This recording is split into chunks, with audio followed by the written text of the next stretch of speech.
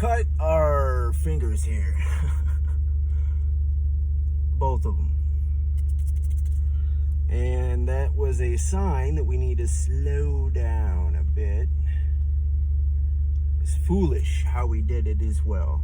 So, excusing the appearance, peace. Here we are, Damn Cam, and we are actually desiring to, hoping to provide some notes from the sideline of an individual who identified as a Democrat for the majority of our life.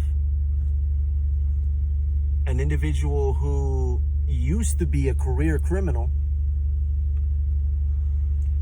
used to be hopelessly addicted to illicit drugs, unable to quit drinking alcohol, and so far down into the depths of depravity that degradation was as familiar as food. More familiar, in fact, because something that happens when one is so addled with the repercussions of their addiction, be that disease, disorder, dysfunction, riveted with complex issue after complex issue, compounded by the sense that if we could just quit drinking or using, everything would be better. And thus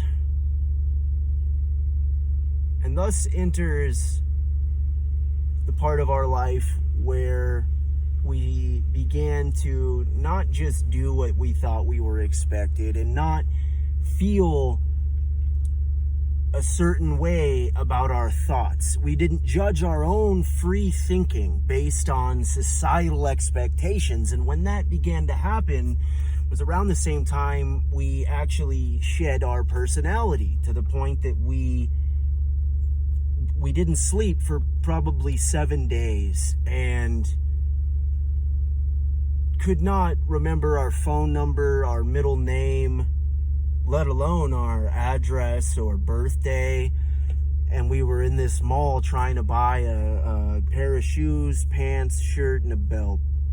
And that's it. We could not, for the life of us, use our debit card. And it sounds funny, but it was actually very scary and frustrating. And this was on the coattails of being released from one night in a psych ward. Our first experience with such, and this was back in 2017.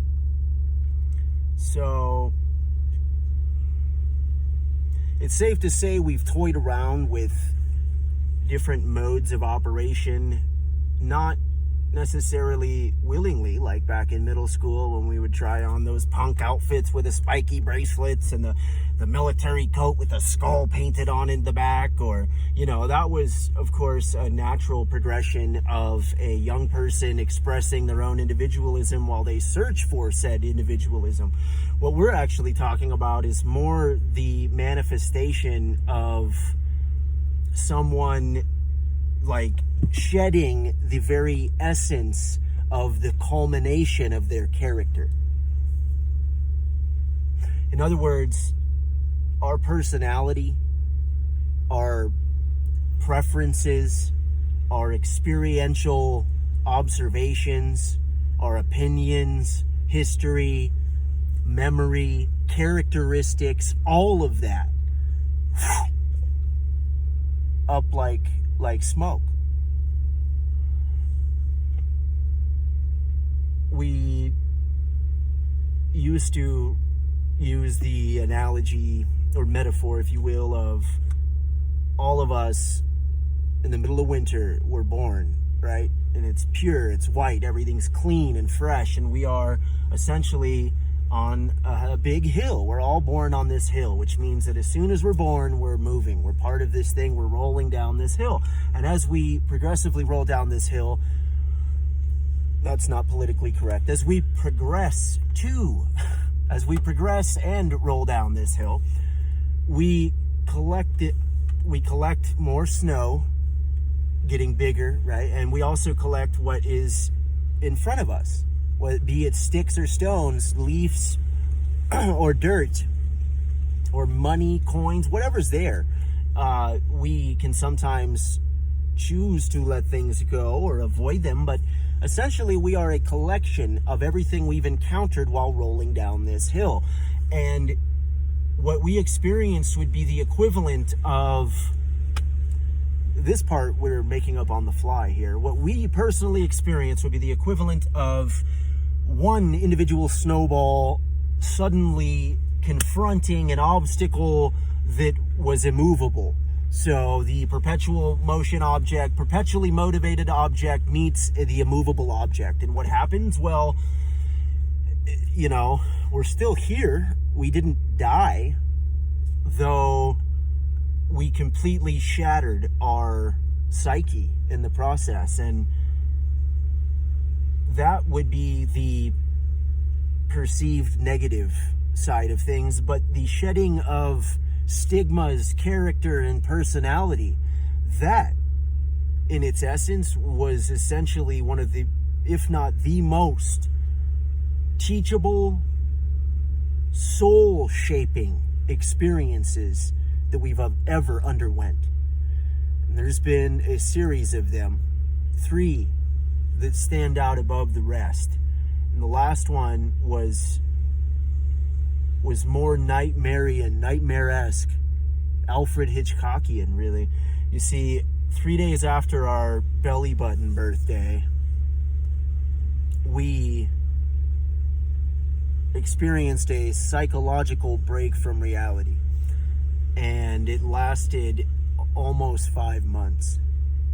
So for between 3 and 4 months, we were so sick, we didn't know we were sick. And we were also 1 year in recovery away from any non-prescribed drugs or alcohol. We were sober when this happened. And it was the direct result, we believe, of, stress-induced, caused by extreme psychological torment and emotional abuse, prolonged over an extended period of time, to the point that we were psychologically twisted. We were under the influence of somebody who is very manipulative and essentially trapped us, we believe used us to procreate, to make a freaking kid, and then get rid of us when we weren't 100% willing to conform to their mold, bend to their will. Ultimately, at the end, it constituted being not willing to continually turn the blind eye on what we saw as injustice, negativity in the household, chaos, essentially. And when you're the stepdad who is now the new dad of the new kid, and there's, there's 2 other children in the household, implementing security and stability at the best of times in a healthy relationship will be challenging. But in a relationship where one is so completely under the other's spell, if you will, we'll give you an example, that didn't happen. No, we're really worried about you because that didn't happen. So things like that, or and that would be if something did happen, a true event we would bring up, or if something didn't happen and then they you don't remember that. Well, Cameron, I mean, this is scary. I think you need to get some help. If you don't remember that happening, come to find out that never happened. Now, that's the level of sick that we are actually talking about. And we didn't even realize, we didn't know what any of this stuff was, really. Our primary adversity has been drugs and alcohol. And whether or not we were exposed to different therapies, modes of recovery, ultimately, we never openly assessed or explored the possibility there may be another underlying cause to this psychological struggle, to this emotional, to this maybe very real human struggle for we don't remember being another human. We've been this human for, 32 years now. And we're not sure if that's normal because, we try and compare ourselves only to who we were. That's it.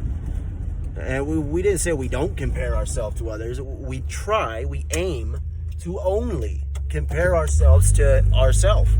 And in doing so, we actually experience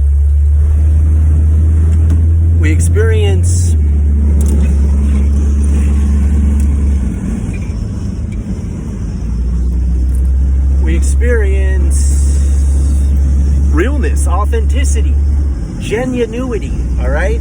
Now, we're not sure if genuinity is a word or if we actually coined that word. And, so what? There's like a short list of words that may or may not be words. Maybe we have coined them. And if that's the case, well, whatever. I guess we made them up like the authors of the English language so long ago, though much of the English language was based as a derivative of other languages that predated it, such as Latin and so on. It is genuine ingenuity. That is authentic authentic crafting, all right? We're going to say craftsmanship, but it's just, this is how far the in our opinion, perverted ideology that has gone mainstream has now it affected everything to the point that we second guess ourselves saying craftsmanship because we are now being socially or societally instructed that is something to be frowned on, or it's very interesting. This is just something that is symptomatic of one that is plugged into the system. And that's not to say that we are completely hypnotized or that we haven't essentially red-pilled ourselves. What it is to say, what I am 100% affirming right now is that this ideology of multiple genders is really what it amounts to, or the expectation of society to now conform to a new phenomenon, okay?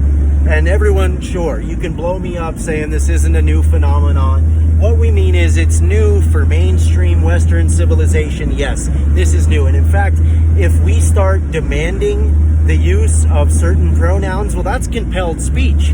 That goes against the principles that founded the very country that has been appraised for being the freest country in the history of the modern world.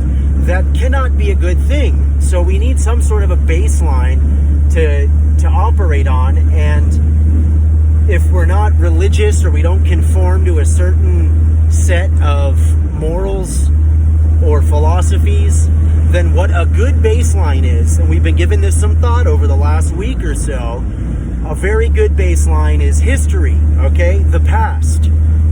Now, the problem with that is history and the way it's perceived will change. That's one problem with it. So, yes, at one time, there was a multitude of people who thought that owning other people was a good thing, and so much so that they tried to justify it using one of the oldest documents in modern religion, that is the Holy Bible, okay?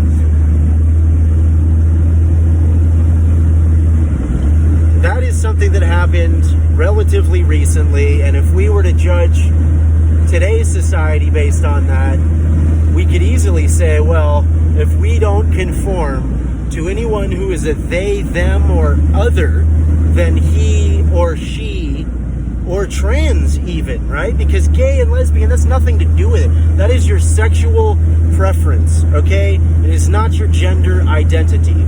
Gender identity is biology, and essentially, yeah, there are three, okay? There are maybe arguably four, but there are definitely scientifically three. Male, female, hermaphrodite. And a hermaphrodite is not something that is a birth defect, okay? It's not something that can be chosen before birth. It's not something that can be... It's not its own thing because it's not prevalent enough either, okay? That's not to say that people can't transform themselves into a hermaphrodite. How come nobody's doing that? And then we could have, another gender. We could actually have a gender of hermaphrodites, M, F, and H, because at least hermaphrodites are born naturally, right? I mean, that's an option. It does happen naturally that people are born like that. So to expect all of us to change societal goings-ons that have been going on before you or I were even part of this whole damn thing rolling down the hill to begin with is absolutely ludicrous. It is entitled, and it is why many boomers and people of older generations consider the younger generations and people with blue hair or, quote-unquote libtards to be narcissists, Maybe many of them don't know what real narcissists are. That's going to be our real bet, because guess what? We didn't either before 2021 when we were schooled in the art of narcissism, manipulation, and really just chaos, right? So that's another story for another time that's already partially been told. Life is a musical, and we have been forced to appreciate the space in between the notes as much as the musical notes themselves. And do that we are. We have not given in to the temptations of fill in the blank, relapse, backsliding into old ways of behavior. In fact, we've been able to practice principles that we've learned along the way in such a way as to integrate them while still being able to help those in active addiction or actively drinking. How do we do that? A day at a time, sometimes, always a day at a time in certain aspects, but we will also say we got rid of the day at a time mentality when it came to everything else. So if we don't know what we're doing the next day, at least vaguely, then that's a problem. Unless, it's also possible that our intention is to not know the next day, and then there we go. We do know that we don't know. And that doesn't happen often at all. Today is our first day off in quite some time, and we're taking the garbage to the dump. And we're slicing our fingers open, trying to cut a window in the insulation to stage the house that we're trying to sell, to pay the mortgage we have, because we have another property that we're trying to actually move into. And this is the game of life. This is the upgrade that we be qualified for when we join the long-term recovery club. And how do we do that? Well, unconventionally, okay? And this is the part of the program that might get us in trouble. And we don't care. I mean, get us in trouble with who, right? Ultimately, there is one authority that we recognize as being over us. And that authority is not our mother or our father. It is not our significant other, our other half, if you will. And it is not either one of our children. You see, this ultimate authority over us is not the police officer patrolling the streets or the judge that they place one in front of when they arrest someone. Our ultimate authority is not even the legislators, the authors of the legislation, the politicians, the elected representatives.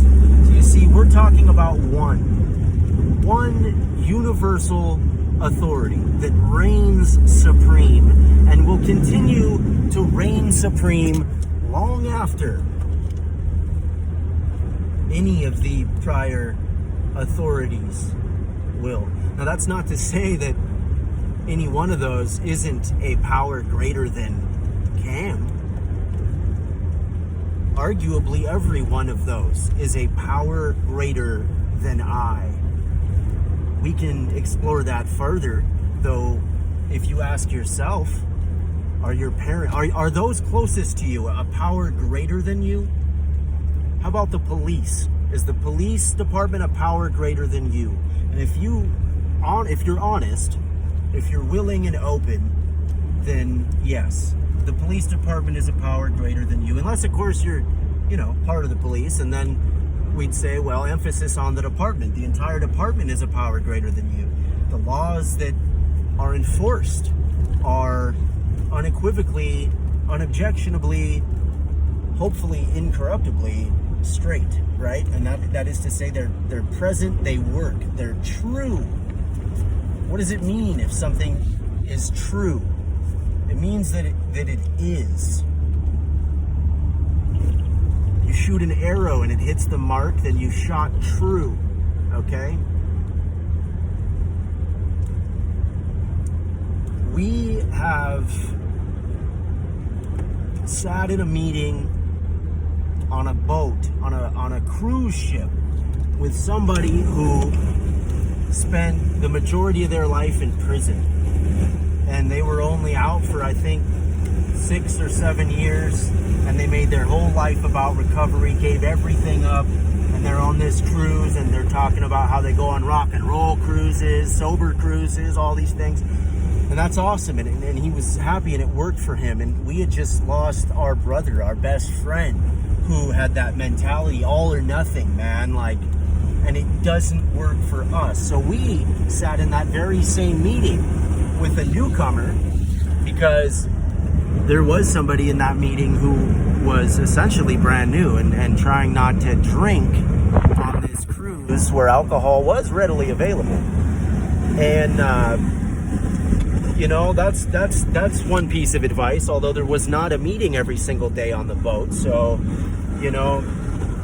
one can't escape oneself.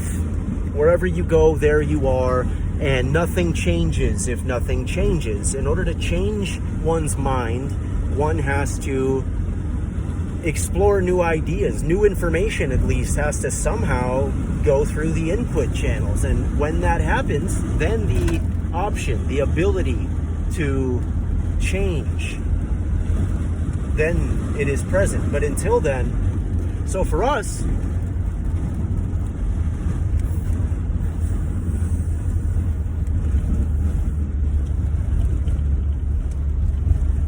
it is something that, sure, firstly, it's prescribed.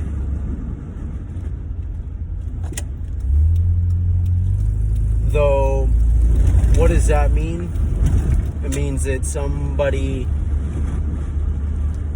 over us, that means that some authority that we have recognized to be over us has said it's okay. And as we said before, we don't recognize any authority as being over us. So the fact that it's prescribed actually takes a back seat. Although for many people in the rooms, it is important. And yes, philosophically, if one is trying to assess our character or our position, point of view, our perspective, then yeah, it's important. And we believe that it is arguably irrelevant. We indulge in cannabis, marijuana, weed. We'll just call it weed. We don't like calling it dope. To us, dope is hard drugs, man. And we indulge in it because of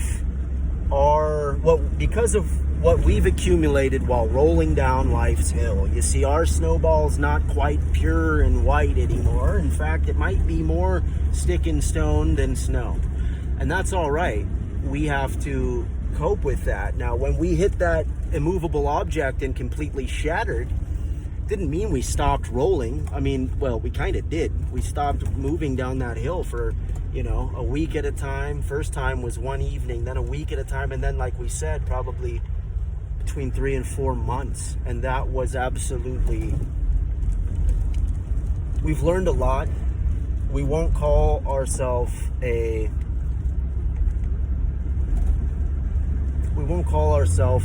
recovery coach by any means. We will say this.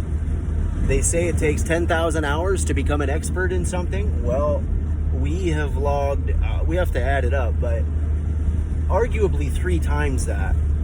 And that's only counting the time that we've spent behind closed doors in a structured environment with more than just a handful of other people who have the same ailment as us. That is the disease, disorder, dysfunction of addiction, the affliction of alcoholism, or danced with that prospect. We've spent well over 30,000 hours with people like that, and that's not including the time we've spent with ourselves. That gives us a unique insight into, at the very least, the operations of this addict and the 1,300 other addict alcoholics that we got to know over the course of however long it's been that we've been in this war. We've been a sober soldier, and a lot of that time we were actually not a sober soldier. We were like that, the whacked out, crazy lone gunman in the battle who's trying to sniper with a pistol and throwing Molotovs at trees because they moved the wrong way in the wind. I mean, that was reality. It is the chaos of active addiction. It is jails, institutions, and death. And there is another way. It's not all about smoking weed, that's for damn sure. It's about being open, honest, and willing, being an active participant in one's mental process, being aware of what you're thinking, how you're feeling, and interpreting both of those in relation to how new things come up. How do you feel about this war over in Gaza involving Palestine and Israel? Is that bringing up some feelings, right? How do you feel about it being an election year? What do you think, genuinely, honestly think about the prospect of either Donnie T or Joey B becoming the man in the presidency? We'd like to know.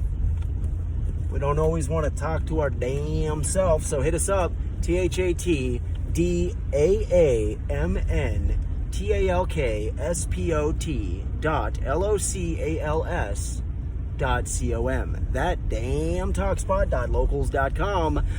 Damn Cam, as always, here to say something different this time. You didn't know I'd say that, did you? Peace!